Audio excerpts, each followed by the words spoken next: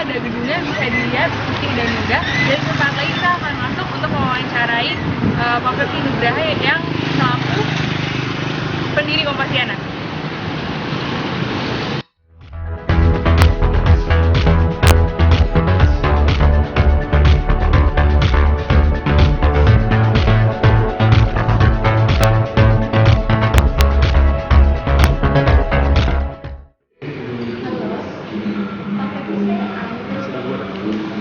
Ini kami udah nyampe Kompas Gramedia, tapi ini salah ternyata.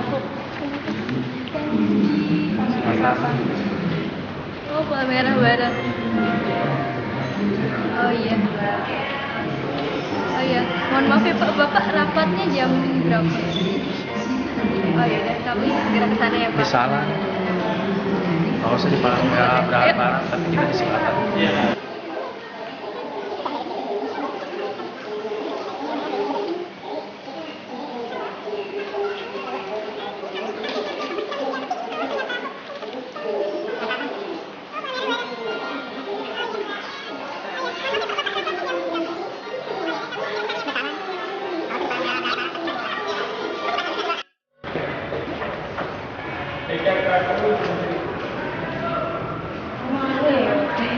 Sekarang kita sudah sampai di kantor Palmerah Barat, Kompas Gramedia Palmerah Barat. Tadi sempat salah, Kita sempat salah gedung sih, tapi untungnya tuh nggak jauh dari gedungnya sebelumnya 100 meter. Terus dekat kita akan mewawancarai Pak Pepi, sudah ditunggu di atas dengan TNI.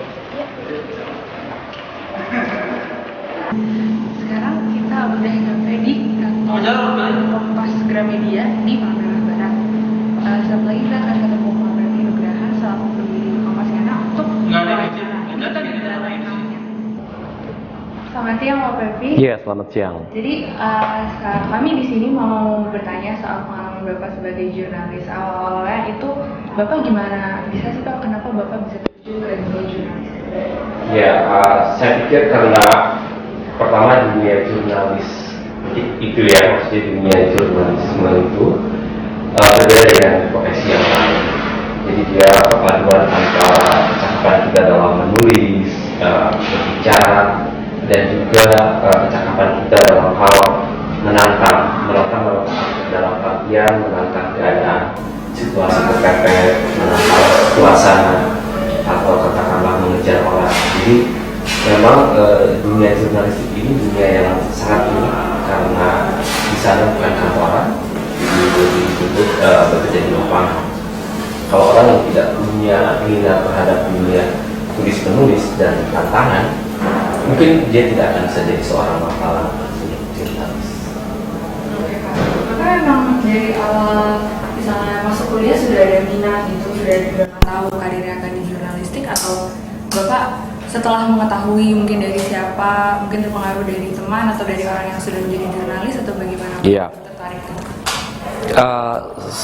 Ketertarikan saya terhadap dunia jurnalis dimulai malah lebih dini di tahun-tahun pada saat saya mulai kelas 6 SD ya. Pada saat itu saya sudah merasa punya bakat menulis karena saya pernah menjadi juara sekabupaten Tasikmalaya untuk menulis pada saat itu, lalu kemudian berlanjut menulis di majalah, koran untuk usia yang sangat muda, SMP, SMA gitu. Yang saya tulis ya artikel, lalu kemudian juga cerita-cerita pendek seperti itu. Nah, itu terasa, lalu kemudian ketika saya memasuki kuliah dengan pilihan Fakultas Ilmu Komunikasi Universitas Padjadjaran pun itu tidak lepas dari kepercayaan diri saya, PD-nya saya, karena saya sudah punya modal awal yaitu menulis. Maka ketika saya masuk ke Fakultas Ilmu Komunikasi yang memang untuk menggodok salah satunya wartawan, menjadi tidak canggung lagi, dan itu tidak menjadi hal yang aneh buat saya, sehingga saya bisa dalam waktu cepat, kurang dari 4,5 tahun saya sudah bisa menyelesaikan kuliah di Fakultas Ilmu Komunikasi Padjadjaran Bandung. Oh, oke Pak. Terus selama Bapak berkarir di dunia jurnalis ini, ada nggak Pak pengalaman-pengalaman yang menarik atau mungkin ada kendala atau gimana?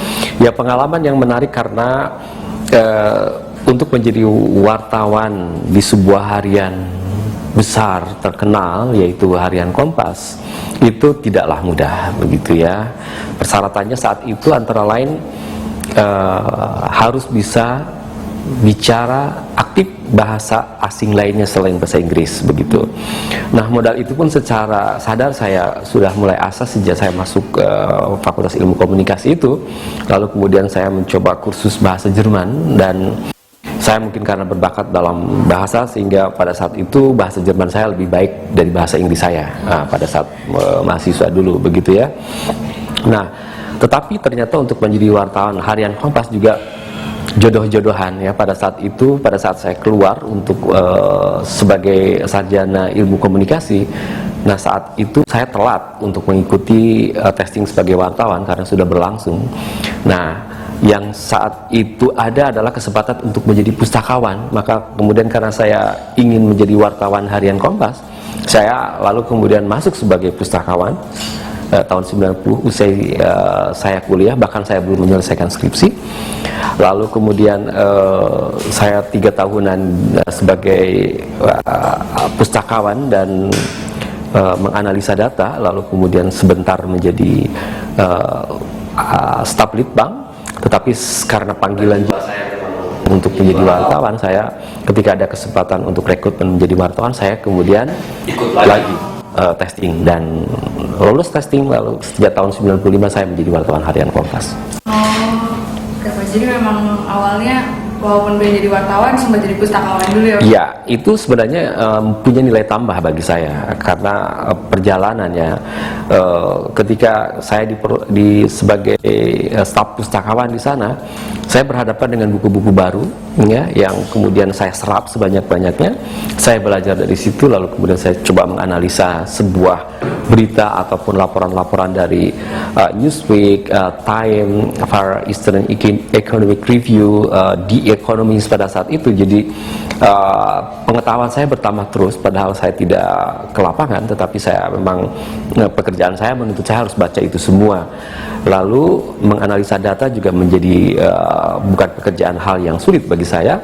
Dan ketika saya menjadi wartawan, itulah bekal tambahan, amunisi tambahan yang sangat bermanfaat bagi seorang jurnalis, di mana ketika kita menggali persoalan di lapangan dipadukan dengan omongan narasumber dengan sumber yang kita punya, maka menjadi klop lah dan menjadi komplit lah apa yang kita laporkan untuk membaca di Harian Kompas. Oke, Pak. Terus ini nih Pak, kalau sejauh ini di karir Bapak kan Bapak sudah terhitung senior ya Pak, sudah lama di dunia jurnalis ini.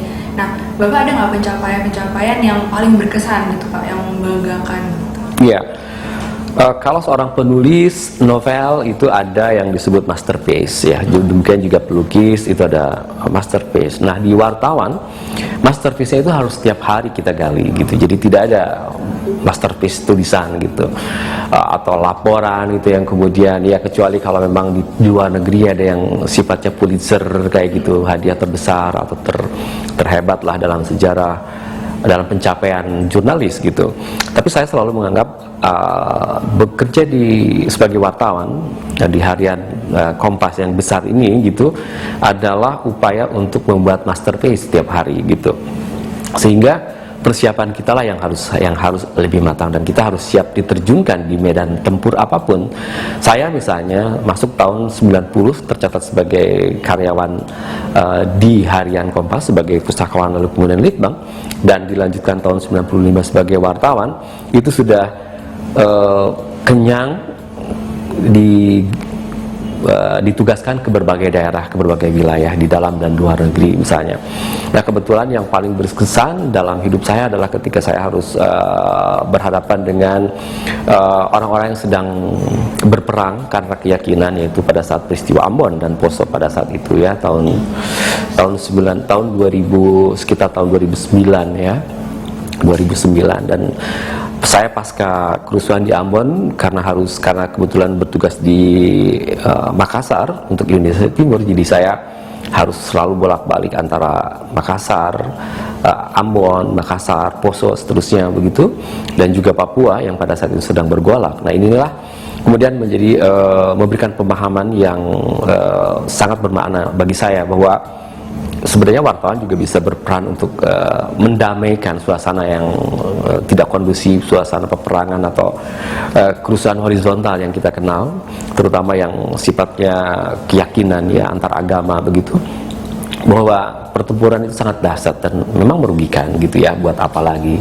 Nah, peran dari wartawan sebenarnya kita dituntut untuk bagaimana menghadirkan sebuah tulisan yang tidak memprovokasi gitu, sebuah laporan yang tidak memprovokasi. Itulah yang kita sebut jurnalisme damai. Dengan sendirinya jurnalisme damai hanya baru kita ciptakan, harus kita temukan pada saat kita di lapangan gitu.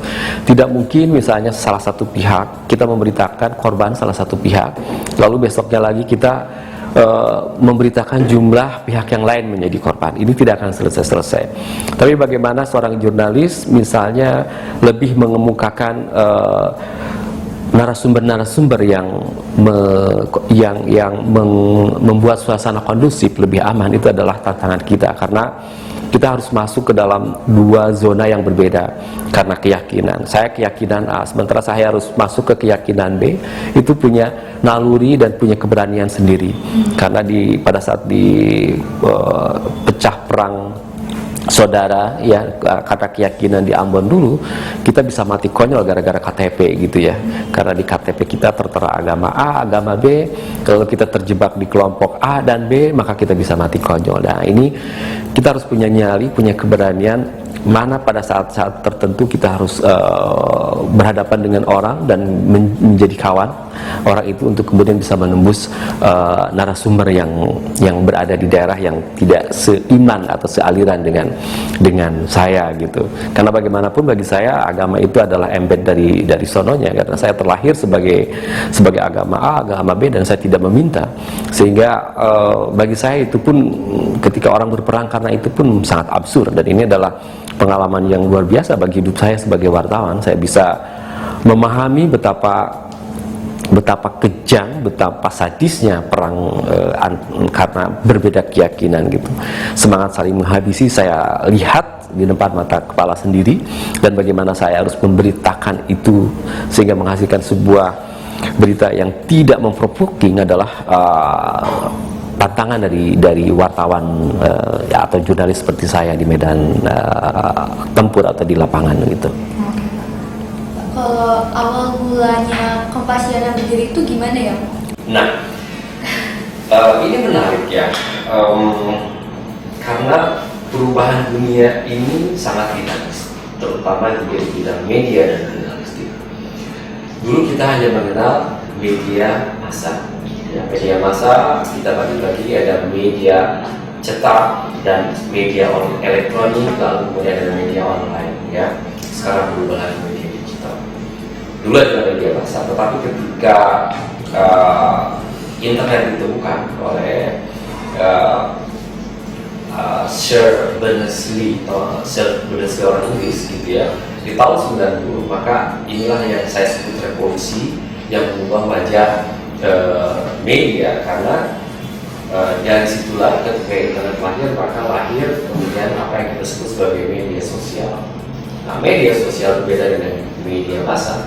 Media massa dikelola oleh newsroom, oleh hierarkis dari pemret sampai wartawan, dan media sosial kita tahu sebuah Facebook hanya menyediakan platform dan diisi oleh orang-orang yang bukan wartawan. Mereka adalah kebanyakan para teknisi dan IT gitu ya. Lalu bagaimana mereka kemudian bisa menggrab atau bisa memperoleh sebuah konten yang tentu saja mengalahkan apa yang dihasilkan oleh pelaku profesional seperti saya gitu. Nah, ketika kemudian lahir media sosial, apakah orang yang bekerja di media massa seperti saya harus tinggal diam? Tentu tidak. Ini adalah kekinian, dan ini adalah sebuah fenomena yang kita tidak boleh lewatkan. Maka secara sadar Kompas Print, dalam hal ini harian Kompas, berupaya untuk mengembangkan .com. Kita tahu dulu ada Kompas Cybermedia yang kemudian menjadi kompas.com. Tetapi kemudian berkembang lagi karena ada media sosial. Maka lahirlah Kompasiana. Kebetulanlah saya yang menjadi penggawa atau orang, atau katakanlah bidan yang melahirkan Kompasiana itu dari awal di tahun 2008, dan boleh dibilang saya adalah pendirinya bersama teman-teman yang lain tentunya ya. Nah, ini juga menarik pertanyaan teman-teman saya yang kolega saya yang mereka adalah wartawan mainstream, wartawan media cetak. Nah, pertanyaannya adalah memang simple, mengapa saya harus terjun ke dunia media sosial sedangkan saya ini adalah wartawan profesional? Saya hanya berbalik atas pertanyaan itu, saya hanya balik bertanya, apakah tidak boleh wartawan profesional seperti saya mendalami media baru yang disebut media sosial? Dan pertanyaan itu tidak pernah bisa dijawab karena memang tidak ada aturan. Apalagi kemudian kantor memberikan peluang untuk saya menciptakan atau berkreasi, menciptakan sebuah media sosial baru di kompas.com dan kemudian di Kompas.com ini yang saya sebut sebagai Kompasiana.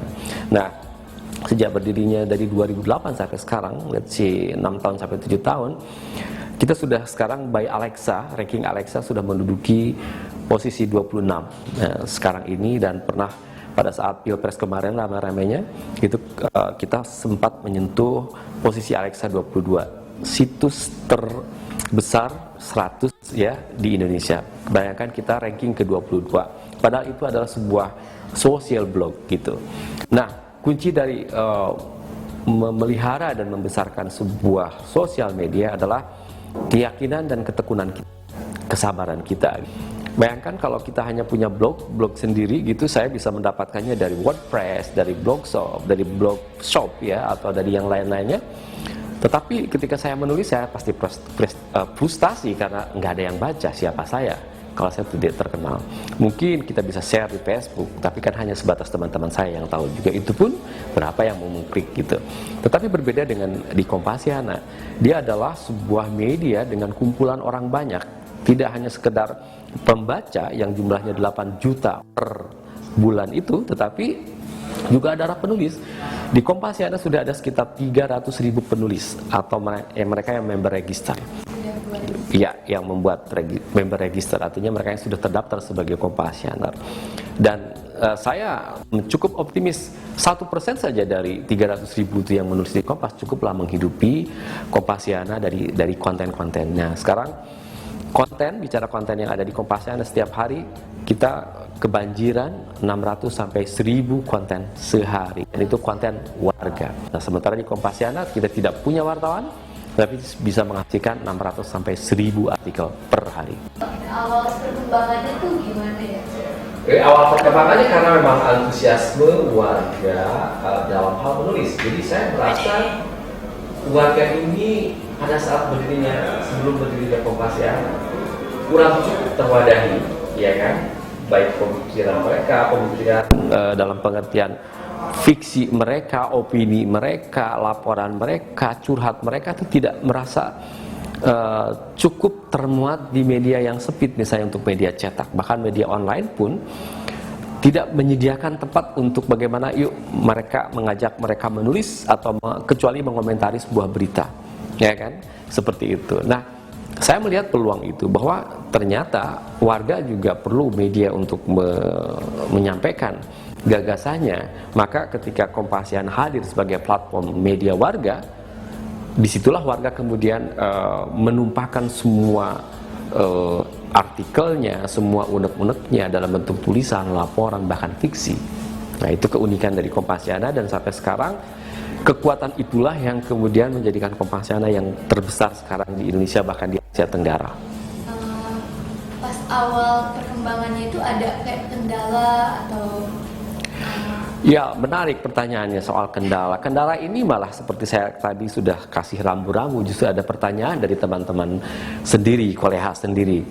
Apa iya wartawan profesional seperti saya bisa terjun dan menggeluti dunia media sosial ya, seperti blog begitu.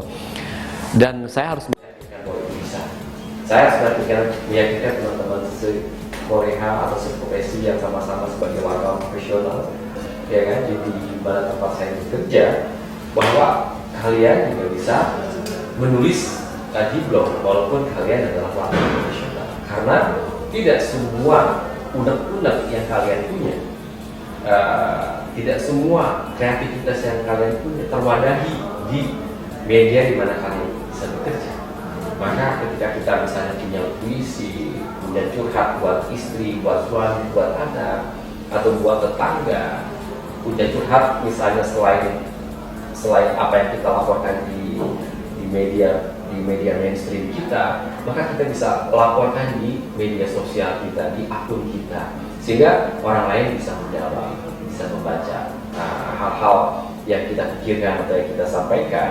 Nah, pada awal-awal memang Kompasiana itu memang diisi oleh para wartawan harian Kompas. Itulah yang membesarkan Kompasiana, karena kita tahu wartawan Kompas itu punya kredibilitas yang luar biasa. Dan ketika mereka punya akun di Kompasiana dan menulis di luar gaya sebagaimana mereka menulis di media massa, orang menjadi tertarik. Oh, rupanya wartawan A, wartawan B, wartawan C itu punya gaya masing-masing yang memang enak sekali untuk dibaca dan memang perlu untuk dibaca seperti itu. Maka kemudian besar Kompasiana karena wartawan harian Kompas juga, gitu. Kita tidak bisa menyembunyikan fakta tersebut, gitu. Maka pertanyaannya adalah kenapa tidak menulis lagi wartawan harian Kompas, misalnya Kompasiana? Kita tahu kesibukan mereka sangat luar biasa, tetapi trigger kehadiran mereka cukup men-trigger orang untuk membaca Kompasiana, hadir di Kompasiana, dan kemudian ketika Kompasiana akunnya dibuka kepada umum, publik kemudian berlomba-lomba untuk mendapatkan satu akun di Kompasiana untuk mereka isi dengan tulisan-tulisan yang mereka suka dan mereka kuasai. Dari Bapak sendiri, pesan untuk jurnalis muda sekarang apa? Kita harus, sekarang ini adalah era multimedia, dan multimedia menuntut kemampuan wartawannya multifaset, ya, multi talenta, multi kemampuan. Jadi kita tidak bisa lagi misalnya hanya sekedar nulis, ya, ketik lalu kemudian serahkan kepada editor. Tapi sekarang dengan multimedia yang berkembang dan kelamaan media digital akan berkuasa di kemudian hari, maka yang harus kita perhatikan dan harus kita siapkan sebagai jurnalis muda adalah kemampuan kita di bidang multi itu. Kita bisa menggarap kamera, bisa menggarap fotografi, kita bisa menggarap video, kita bisa voice over, kita bisa diwawancara dan kita bisa mewawancara, kita bisa berhadapan dengan kamera dan kita bisa berhadapan di muka umum dengan kemampuan kita. Kita harus percaya diri. Nah, persiapan untuk percaya diri adalah kemampuan kita mengisi otak kita, ya, dengan informasi, dengan buku, dan jangan sekali-kali dibatasi oleh ilmu yang hanya kita punya saja. Kita menjadi seorang jurnalis itu harus siap dengan generalis, ahli generalis, jadi ahli hal yang benar. Kita tidak suka campur atau tidak suka bertanam, tetapi kata tentang jurnalisme di media yang multifaset ini, yang multimedia ini, maka mau tidak mau kita harus juga harus mengetahui juga apa yang ditanam, apa itu bertumbuh, apa itu langkah dalam campur, mau tidak mau. Jadi tidak sekedar otak kita diisi oleh kemampuan kita sendiri, kepakaran kita, tapi coba kita kembangkan hobi kita menjadi sebuah kemampuan tersendiri, karena hobi tidak dibatasi oleh hanya satu hobi, kan? Ya, tetapi banyak hobi. Nah, itulah yang kita kembangkan. Kita harus siap menjadi seorang generalis yang bisa beradaptasi dengan ilmu apapun, dengan cakapan apapun, dan modal jurnalis itu adalah hanya dua, keingin-tahuan dan skeptisisme, ya, curiosity dan skeptisisme. Tanpa itu tidak mungkin kita menjadi seorang wartawan. 3 kata untuk dunia jurnalistik. 3 kata untuk jurnalistik: tangguh, tidak mudah menyerah, dan sabar. Kami sebelumnya pengen cerita tentang Pak Pepi. Soalnya sebelumnya tuh kita pernah ketemu sama Pak Pepi di sebuah seminar berbasis promosi gitu. Jadi Pak Pepi itu jadi pembicara di seminar tersebut. Terus kita kayak gimana ya, tertarik gitu dengan cara dia berbicara, cara dia menyampaikan materi. Terus akhirnya kita penasaran sama Mas Vidi juga, dan